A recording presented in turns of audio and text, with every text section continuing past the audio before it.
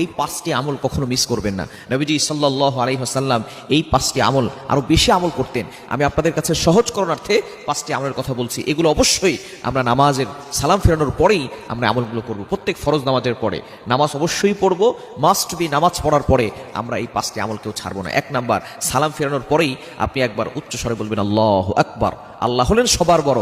আপনি নামাজ পড়েছেন, সেখানে আল্লাহর ঘোষণা দিয়েছেন, নামাজ শুরু করেছেন আল্লাহু আকবার দিয়ে, নামাজ শেষ করেছেন আসসালামু আলাইকুম ওয়া রাহমাতুল্লাহ বলে, এরপর আপনি আবারও আল্লাহু আকবার বলে আল্লাহকে ঘোষণা দিতে যাচ্ছেন আল্লাহ আপনি হলেন সবার বড়, আপনার থেকে বড় আর কেউ নাই। এরপরে আপনি বলবেন আস্তাগফিরুল্লাহ। মুসলিম শরীফের হাদিস, তিরমিজি শরীফ, বিভিন্ন সিয়াসিত্তার হাদিসের কিতাবের ভিতরে হাদিসটি এসেছে। 1 নাম্বার হচ্ছে আল্লাহু আকবার বলা, 2 নাম্বার হচ্ছে ইস্তেগফার। অবশ্যই আপনি 3 বার ইস্তেগফার পড়বেন, আস্তাগফিরুল্লাহ আস্তাগফিরুল্লাহ আস্তাগফিরুল্লাহ, এটা 3 বার পড়বেন। আল্লাহর কাছে ক্ষমা প্রার্থনা করে নিব, তাহলে নামাজের ভিতরে যে ভুল ত্রুটিগুলো হয়েছে ছোটখাটো, এগুলো পাক রব্বুল আলামিন ক্ষমা করে দিবেন। 3 নাম্বার হচ্ছে এই হাদিসের